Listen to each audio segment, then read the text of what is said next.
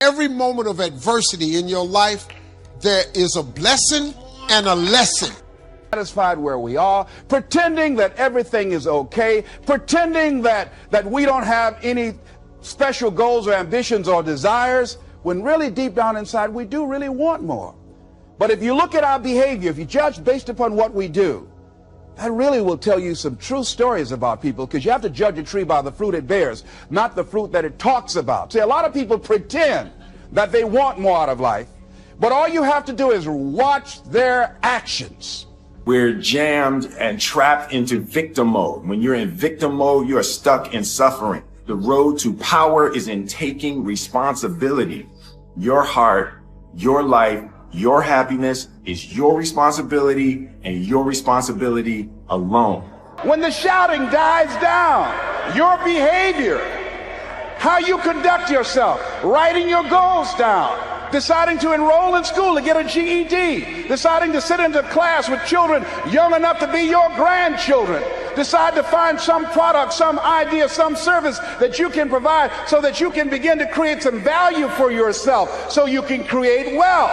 Stay hungry all the time, because after I accomplish something, I don't sit back like a lot of guys who graduate buds, graduate this, graduate that. They get comfortable. They wonder why I'm getting weak, man. I don't know, I lost my edge. What's going on? Because once you hit the top of the fucking mountain, guess what happened? I'm good. I'm good. So you wonder why you're falling down now. Because once you reach the top of the mountain, you got to build another one. That's mediocrity. There's a lot of people in mediocrity who have a nice resume, but they're one-timers, man. They hit a one-time deal. They busted it open, got a lot of money, but they're good. You're mediocre now, man. What are you fucking doing today, tomorrow, the next fucking day? That's why I'm listening to theorists. Bill Gates, Warren Buffett, Jack Welch, Larry Page, Mark Zuckerberg. The difference between those people and other people, they are always optimistic for the future. They never complain. They always try to solve the problems of the others. When you're optimistic, it's always opportunity. People, same here today. Jack, where is the opportunity? I don't have a job. I don't have this. I don't have that. The best assets you have is that you are young. Don't complain. Let the other people complain. The opportunity always lies where people complain. Existence, the thrill of fulfillment to the stale calm of utopia. I will never cower before any master, nor bend to any threat. It's my heritage to stand erect, proud and unafraid, to face the world boldly and say, this I have done. Take me out again. But pretty soon, each time it would become a little bit more difficult and a little bit more difficult. And the older guy say, would you argue in behalf of this legislation for me? I said, sure. I started volunteering to do work in the legislative committees for the older guys. I said, absolutely. And the more I did it, the better I became. And then people began to start respecting me. So affirm good things as opposed to happen to me, and begin to believe that. Begin to expect that. The other thing is, take full responsibility for your life.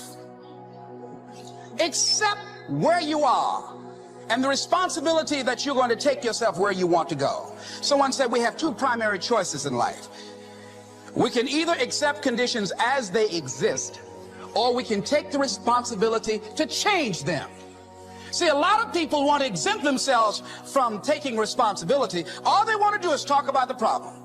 Every time you see them, they'll tell you their story over and over and over and over again. No. You want to take responsibility for your life. I got me here, I can get me out of this. And I'm getting out. I'm not going to be a volunteer victim. And so all you're looking for are new breakthroughs through practice and practice and practice. You'll get better and better and better. And there's still some things that will happen to you that will catch you on the blind side that you did not anticipate. You'll get knocked down, but you won't be knocked out. And so I say to you, it's possible you can live your dream. That a lot of things that we want to do, a lot of places we would like to go, a lot of things we would like to experience, and we just stop at but, and we build a case. In fact, I was reading something the other day that talked about but. It says but is an argument for our limitations. And when we argue for our limitations, we get to keep them. See, but will cause you to procrastinate, but will cause you to hide out behind fear, but will cause you to come up with all type of excuses that you can validate your inaction and not acting on your dream. And right now, more than ever, people need to look for ways to live their dream. People need to look for ways to make it on their own. I ignored my critics. I just didn't pay any attention to them. I ignored myself because they kept on saying it so much. There were times I doubted whether or not I can do what I needed to do. There's a Doug Williams in everybody here. There's greatness in you.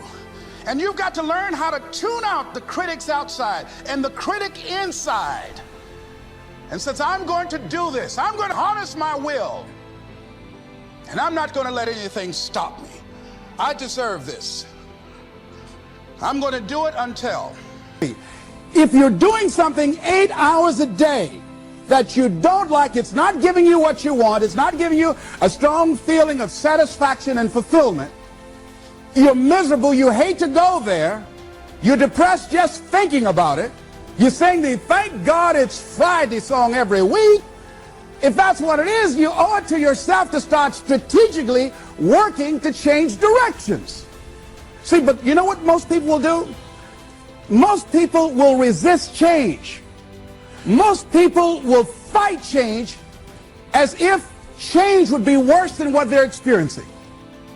See, they know this. They're familiar with this. Most people will not challenge the unknown. They won't just step out there. See, there's certain things that's got to be in place. They got to see it all together.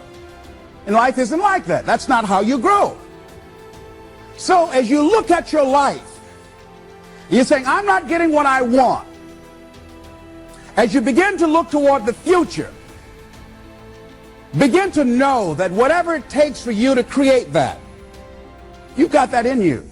You got that. I think that's why the guy said that many people die at age 21 and don't get buried until they're 65. They're walking dead. If you want something out of life, if you want to change yourself, if you want to acquire something, if there's some goal that you want to reach, that is really not easy as some people will make us feel. That living your dream, changing your behaviors, overcoming negative habits, it's challenging. It's hard. Most people go through life never discovering what their talents are. Most people never develop their talents. They have skills and abilities, but if you don't nurture them, if you don't develop them, they will never serve you. Your gifts can take you many places if you develop your gifts.